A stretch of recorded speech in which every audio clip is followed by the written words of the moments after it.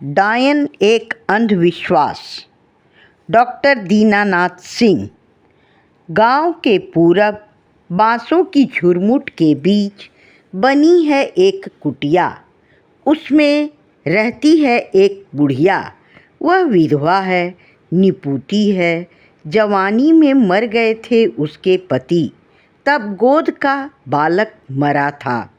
रह गई वह अकेली, कोई नहीं उसकी सहेली। वह थी एक मज़दूर की औरत, करने लगी मज़दूरी, यह भी उसकी मजबूरी।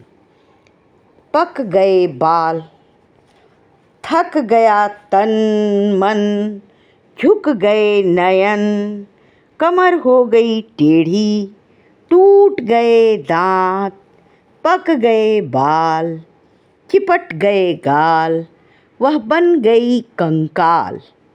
डरने लगे बच्चे, वह मांगने लगी भीख, देखकर हट जाते थे लोग। 75 बरस की हो गई थी वह, चलने फिरने में लाचार, नहीं कर पाती थी मजदूरी, मगर बाहर निकलने की थी मजबूरी। गांव की औरतें रहती थीं चौकन्नी, दूर से फेंकती थीं अठन्नी। वह देखो डाइन आ रही है, भाग चलो दूसरे रास्ते से। मोहन के बेटे को इसी ने मारा था, सोहन की गाय भी मर गई थी। किसी को किसी तरह का होता था रोग, सब उसे ही देते थे दोष। उसका इतिहास दोहराते थे, उसने पति को मारा, पुत्र को मारा। फैली है कई कहानियाँ उसके बारे में, जितने मुँह उतनी बातें।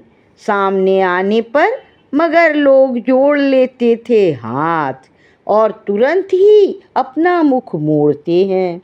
आदर से नहीं, डर से ऐसा करते हैं। वह सब कुछ समझती है, पर कर ही क्या सकती है।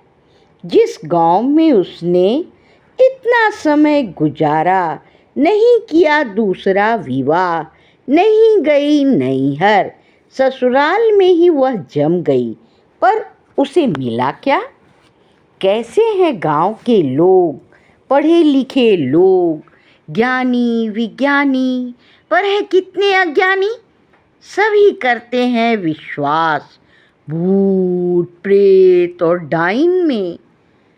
आए दिन मारी जाती हैं औरतें, डाइन के नाम पर। उन्हें निर्वस्त्र किया जाता है अपमानित।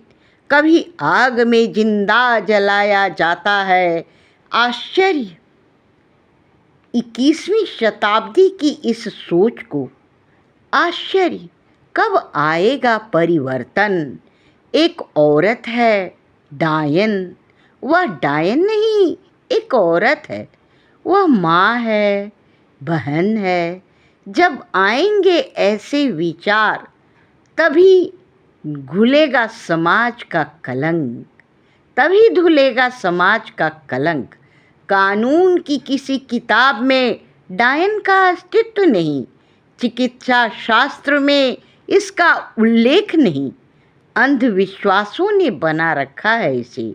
समाज से इस शब्द को बहिष्कृत कर देना है, अपनी सोच को परिष्कृत कर देना है, उस बूढ़ी को सम्मान देना है।